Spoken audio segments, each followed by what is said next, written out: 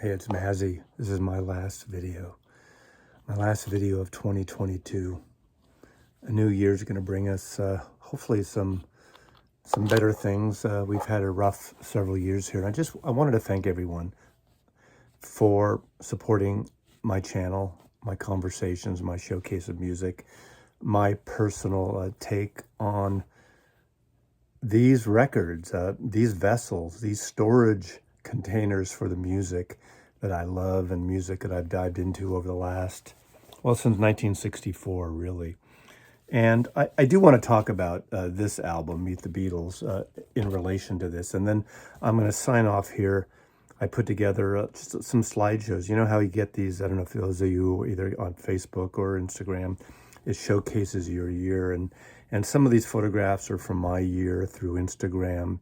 Some snippets of stills from videos I've done in this channel with some of my friends, because obviously the viewer, have really helped to make this as successful as it is and enjoyable, that I do more videos and I share my knowledge, the records I love, the music I love, and have some fun with it. I wouldn't be doing this so I didn't have fun with it. So I do want to thank you and hope that translates to some of you. Sometimes I get into my rant mode and I have a good time.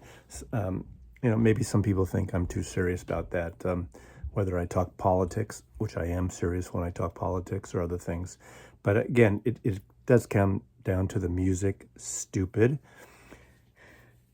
And I thank you.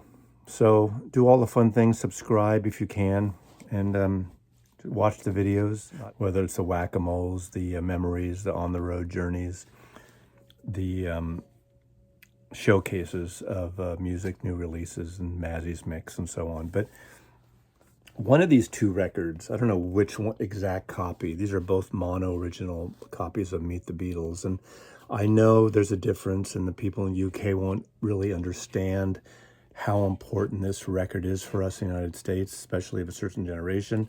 In 1964, the Ed Sullivan Show, and in February 9th, 1964, around that time I got this album. And to be honest with you, I don't remember if I got it right before or right after the Ed Sullivan Show, but I certainly heard I Want to Hold Your Hand, and I got that single.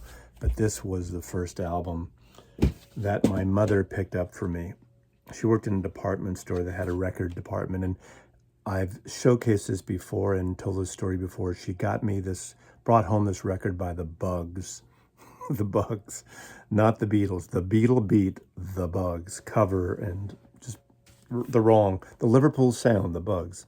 I have that down in my cover Beatle record section. I'm not showcasing that, but you just can't imagine, if you weren't around in 1964 at a young age, or a ripe age of 9.5 years old, how important this record is. Of course, Capitol, in a way, butchered the Beatle records, literally in 1966. They literally butchered them, one of their records. But they put all the singles on albums. They put basically 3 albums out, more or less, for every 2 albums the Beatles actually made. 12 cuts instead of 14 in some cases. But this great Robert Freeman photograph, which adorned the cover of With the Beatles, is on here. And every song on here was great when I played this record. Of course, it opens up with the single, I Want to Hold Your Hand, that Capitol it was everywhere. You heard that song. I remember being in a supermarket with my mother and hearing that song, a neighborhood supermarket, and hearing the radio was on in those days. You weren't having streaming or anything, obviously. The radio was on, and I heard I Want to Hold Your Hand, and I kept hearing it around everywhere. The harmonies in this, boy. I saw her standing there, All My Lovin', It Won't Be Long. God, the singing, oh man. The innocence of these records, in a way, the minimalism of these records. Yeah, if you play a stereo version and you do the pan at right channel or left channel, you hear the vocals on one track on the stereo versions. In these days, they didn't have the center vocals, and people say, oh, it's the mono ones. Capitol Records added the reverb to these, but we got used to these records, and I love these records. And every once in a while, we'll go back, even though the British mono and then stereo are the ones to go to, the way the Beatles intended. I get that.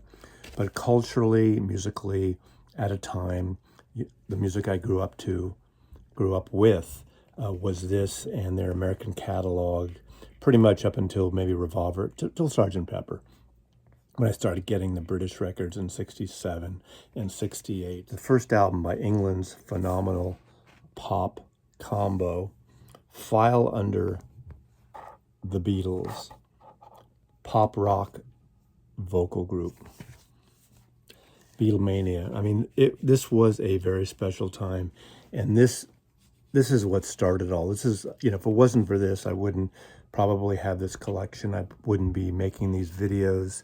I wouldn't be in the business I've been in, whether it's the photography agent business, the record business before that, the creative side of things, at least maybe for me on the marketing sales side. But this is what changed my life, literally. I thank you, viewers. I thank my friends, and some of them are in these clips at the end here. But it's been a tumultuous several years now, and I want to go out with a bang, and it's kind of a song I think that we should always play at the end of the year. It's not a New Year's song, not a Christmas song, but it's a wonderful song written by Nick Lowe and beautifully